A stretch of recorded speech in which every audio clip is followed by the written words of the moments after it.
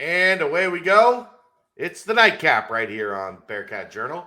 Brought to you as always by Galactic Fried Chicken. Visit www.galacticfriedchicken.com to download the app for Android, iPhone, and everything Galactic.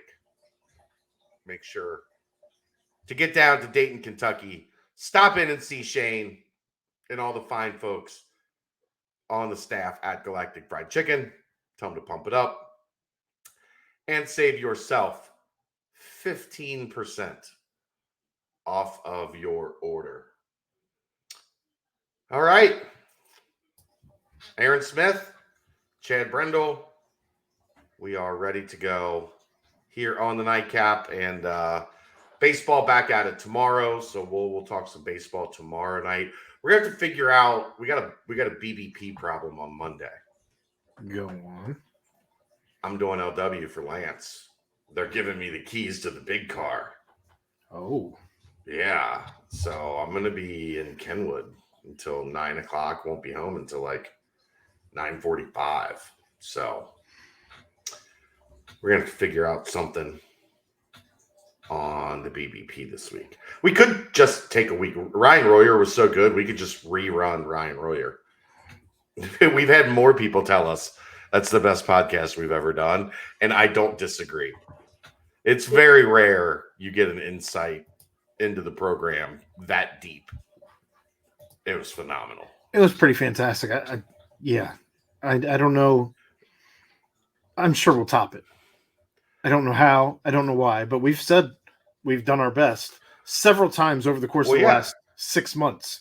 So, yeah, I look forward to seeing what topping it is. You know that's what motivates me. Like we gotta find somebody to be better than Royer. Sure, but that's a tall task. That's a tall task. All right, let's get into the show today. It is, as we get into June, it is just about preview magazine season. As you are aware, as you wrote the Lindy's preview for the Bearcats, Dave did the Athlon preview for the Bearcats.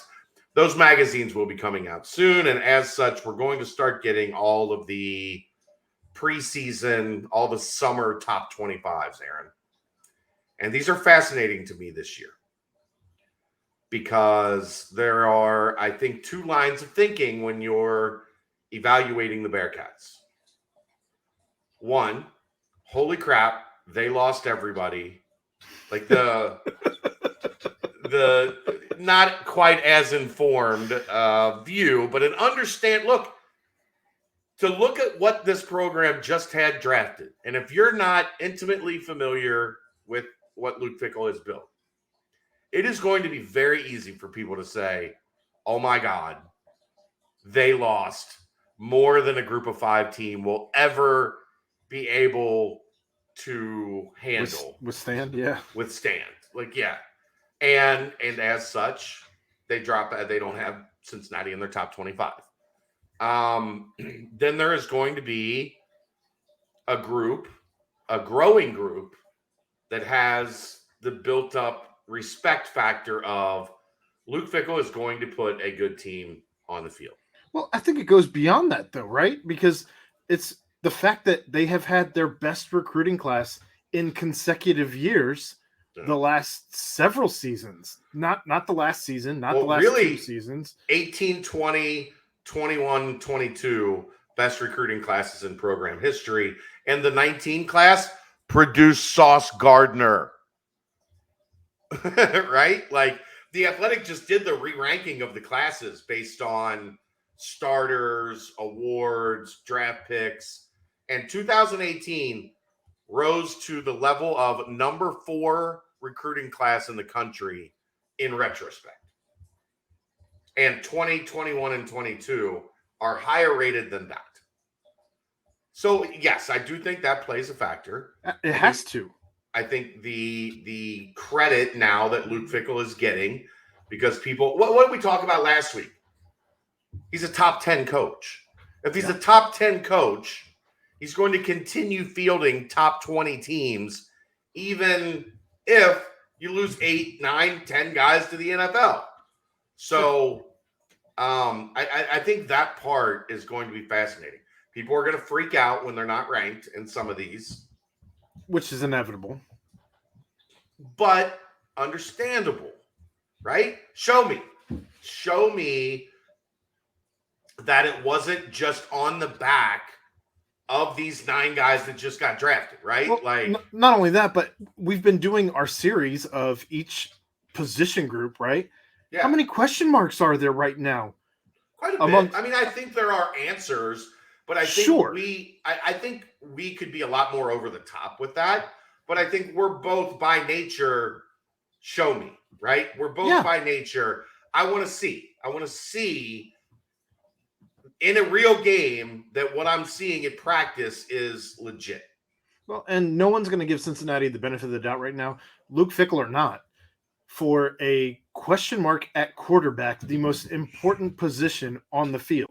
When you don't know who your quarterback is at Cincinnati, as opposed to, one of your perennial top 25 schools, it makes a huge difference. Yes. So in the Athlon preview, and I don't want to do these for everyone that comes out, but we'll probably do a couple more just analyzing what the country is thinking, getting a feel for where Cincinnati is heading into this season in terms of perception, because we all know, what do we see every year? Texas every year is ranked. Texas every year for the past decade has finished with like 5, 6, 7 wins. Like, there are schools every year that get the benefit of the doubt because they are who they are. Sure. And then they shit the bed. So we know that. Yeah. Clemson. But I think it's, well, that was, they finally, why is quarterback so important, right? Because Clemson finally missed. Yes. And maybe DJ Ukulele, maybe he develops and maybe he becomes a really good quarterback. But last year, he was not good and they fell off, even though they did turn it around because they've got a crap ton of talent and their defense was still outstanding. And a great coach. As much as I don't like the guy. Sure. You don't have to like the guy to give him credit for winning games. I don't like Brian Kelly. He's a great coach. Same. Right? So I'm interested to see, because as we've talked about, I think when we get to the point of doing like AAC rankings, if the AAC invites us back after drawing the names out of a hat last year, we'll see. To be determined. I'm not expecting that email this year. I'll just tell you that right now. I can't imagine that it would be any different than them just hitting random draw. But it wasn't a random draw. There was a method. We didn't do all 11 teams. I listened. I know. We just thought the middle of the pack was very close. And I think we ended up really close with our drawing names out of a hat. Then maybe that's why you're invited back. Right? That was one of my favorite podcasts. I'm not gonna lie. I think because of Clayton Tune, and they still return a lot on defense. They're gonna have playmakers on offense. They lost a lot on the offensive line, I believe. So that could become a factor. But I would probably have Houston slightly ahead of Cincinnati. Athlon disagrees. Cincinnati's like 8 spots ahead of Houston. But that's, I would guess, 9 spots. The Luke Fickell factor, 9 spots. The Luke Fickell factor, Dana. What just happened there? I don't know. Your audio cut for a moment, but yeah, the Luke Fickell factor, Dana, is what we got. Okay. So let's take a quick glance at we'll go down to Cincinnati. Alabama, number 1, fine. Returning Heisman quarterback, and probably if I had to pick a favorite for the Heisman this year, it would be Will Anderson, because that dude is unblockable. He's a freak. He is a freak. The freakiest of freaks. He is unblockable. Like, 33 and a half tackles for a loss last year. Javon Curse is not going to have a nickname anymore because Will Anderson's going to take it from him. Yeah, and Javon Curse is going to let him have it. They get Eli Ricks in the secondary. They're loaded. They've got a cornerback named Kool-Aid. I don't know how you don't go with Alabama at number 1. Ohio State number 2. Again, elite quarterback, Heisman contender. We'll see about their defense. Their defense was a problem last year. Yes. But if you have C.J. Stroud and Travion Henderson and Jackson Smith, Jigba, that might be the 3 best offensive players in college. They also tried to fix the defense problem, bringing in a new DC from Oklahoma State, which was Oklahoma State elite defense. I was going to say Oklahoma State was maybe the one defense in the Big 12 that was actually playing defense. Yeah. Georgia 3. I don't know about that, man. They lost a lot of talent. A lot of talent. Yeah. 15 draft picks. They're going to have a lot of talent, but yeah, they're perennial top 5 in recruiting. Yeah. Sure. But you're in the SEC, which is a lot more unforgiving than the American. So I don't want people to think we're being hypocritical saying Cincinnati's not going to fall off because they lost a bunch of people, but Georgia's going to fall off because they are. SEC and the AAC are 2 different animals. Cincinnati in the AAC can handle the losses that they encountered a little bit easier than Georgia. If Cincinnati was in the Big 12, things look a little different, losing that type of talent at those levels. I agree. Clemson 4, got to figure out quarterback. I mean, well, they brought in Northwestern's quarterback. Yeah, they've also got a 5-star freshman coming in. So the thing with them is their defense will be elite. That's what they do. If they can get the offense fixed, I think number 4 is legit. But here's what I'm saying. After looking over this for a little bit today, I think there's going to be a significant drop between 1 and 2 and everybody else. You could have if Ohio State fixes their defense. I mean, you're also looking at 3. And maybe even if they don't. We're only at 4, and you're also looking at Kirby Smart and Dabo Swinney. Yeah. So I'm not, and Dabo's returning 8 on offense and 8 on defense. Yeah, but their offense was terrible. Well, and I was going to get to I know that they weren't good last year. That's still a lot of talent coming back to a place where you again. But do you think they're close to Ohio State and Alabama? No, but I think the ACC and the SEC are very different. Sure. It doesn't look like they don't have anybody worth the shit out of conference outside of South Carolina. Yeah, their key games are not Wake, NC State, Boston College, Florida State, Notre Dame, Miami, South Carolina. Not exactly a murderer's row. That's going to be a 10-win team. I just don't know if they're anywhere close to the same stratosphere as Bama and Ohio State this year. I don't know how you say 7 games on your schedule are key games. There's only 5 games that aren't. Well, the problem is that's how bad their schedule is you have to list 7. Right?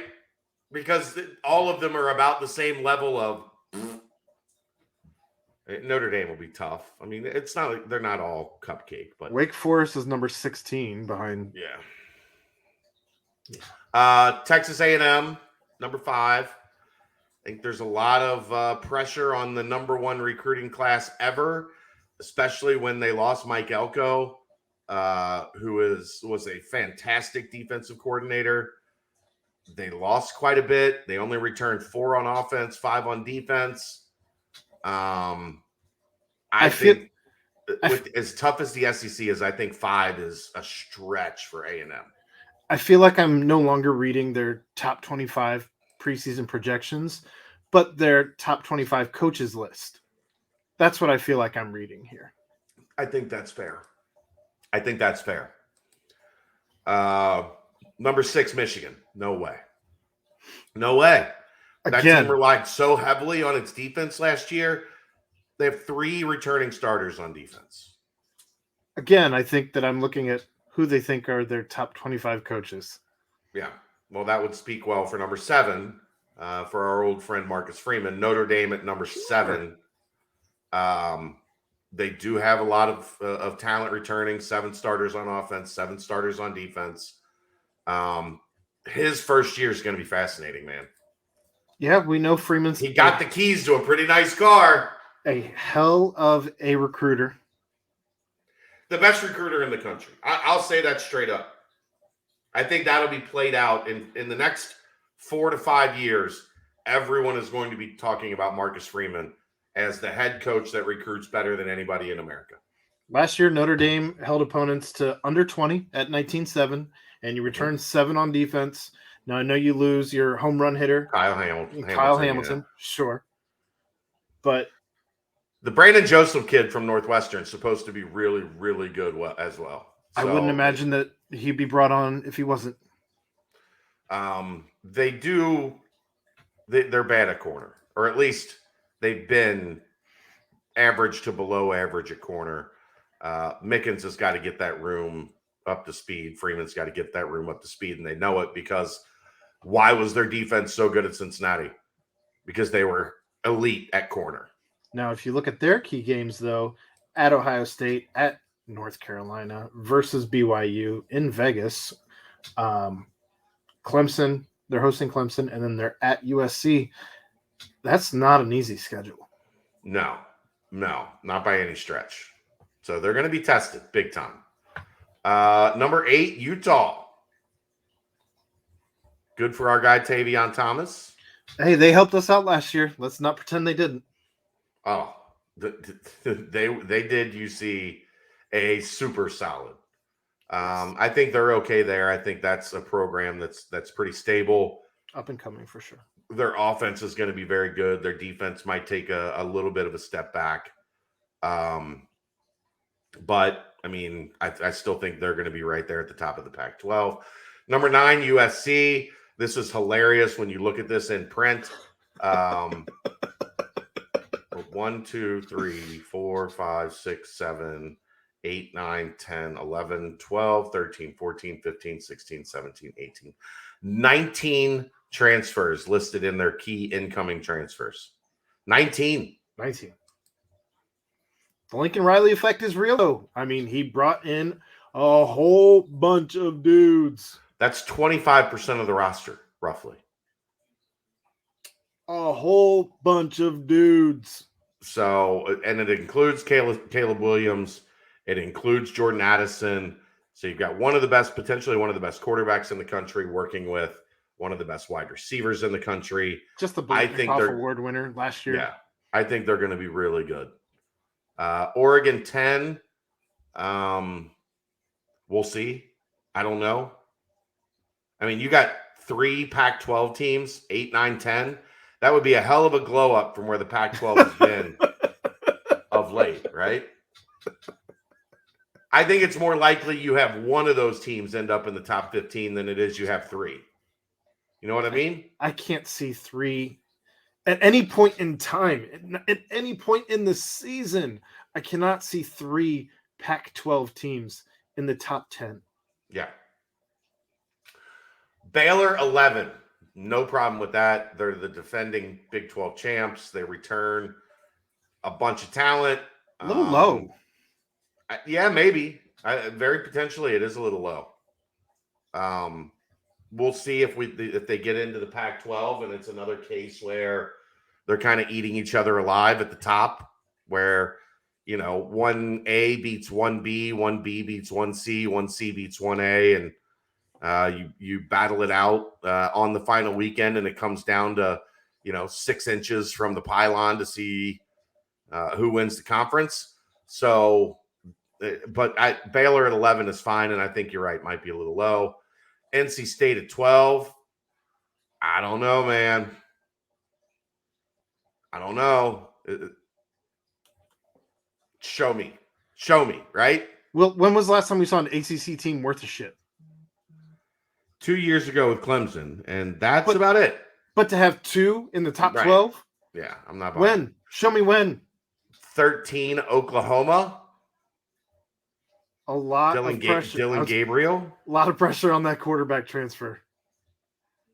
Just because you're producing just Madden numbers at UCF does not mean you're going to put up Madden numbers for Oklahoma as they're still a part of the Big 12. You know what's really going to suck? Hypothetically speaking, if they're good, Central Florida fans are going to claim. But they're going to take credit for it for sure. Oklahoma should thank us for making the playoffs. I can hear it now. And then number 14, Michigan State. A little low. Really? I think it's a little low. Really? Based on? I don't know. I mean, at some they point lost their offense. Kenneth Walker was their offense. Sure, I get that. But I think that they brought in a hell of a coach. Kenneth Walker, I don't know. I mean, I feel like he kind of came out of nowhere last year. Like, I don't know that anybody expected him to do what he did last year. That said, somebody else is going to be running the ball, so it's not like you just don't have a running back.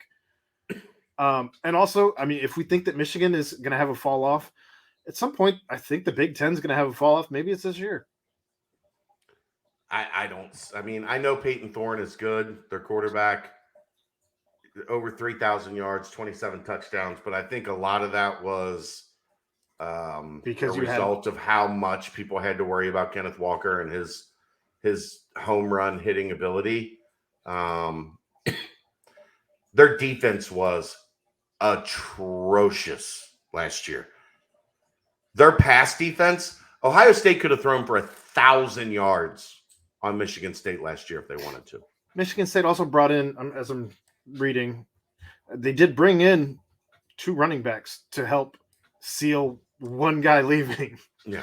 I'm also talking about how dreadful they were on defense. I know, but they brought back 8 guys on defense, so they're not going to be completely inexperienced. But it is the same 8 guys that people were able to do a lot. I hear that every year. And they brought back 8 guys, so they should be better. And it's like, well, their pass defense was like 115th in the country. So what, they're going to be 83rd? Take a step forward. They also brought in a cornerback whose name is Amir Speed. Based on name alone, I want that guy on my team at cornerback. His name's not Sauce. It's Amir Speed. Mm-hmm. So those are the teams leading all the way up to Cincinnati. Cincinnati at 15. I think I'd probably have them maybe a little closer to 18 to 20. Yeah. But 15, I don't have an argument with, because I think it's showing Luke Fickell the proper respect for what he has accomplished over the past 5 seasons at Cincinnati. Well, you have a question. I know we have a question mark at quarterback, but we've been over this. Just because you have a question mark at quarterback doesn't mean that both dudes haven't been able to. Are talented. Right. They've both been able to produce. At one, you have a guy who was started all season last year for EMU and also knows the program very, very well. The other guy is just the highest offensive recruit in UC's history. But then you bring in Corey Kiner, you bring in a Nick Martiner. I'm very intrigued to see what this Noah Potter transfer looks like once he gets on the field with Cincinnati. You completely solved your issue at kicker, I believe. Yeah. So that's no longer going to be a problem. So plus the guys that you're bringing back at some of the key positions, like wide receiver, like tight end, we know that these dudes can all produce. Yeah. The biggest question marks right now, as far as areas of concern, quarterback and secondary.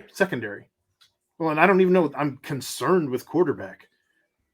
They're just unknowns. Correct. In terms of, producing at this level, they're unknowns. So, yeah. I don't have a problem with 15. I think I'd probably have them a touch lower, but I think I'm closer to that. I think I'm closer to 20 than 18, if I'm being honest. Yeah, I just somewhere in that range, 18 to 20, I think is where I would have them. But I don't. And going through it, I don't have a major problem with 15. Less of a problem than I thought when we started this exercise. Well, and even when you look at the teams that are under them, Wake Forest, Oklahoma State might be a touch low. Tennessee, Wisconsin, and Miami. Right. So 15 might be about right as you're really starting to gauge, like, what you think of everybody going into camp in 2 months? Like, we're 2 months from the start of camp, Aaron.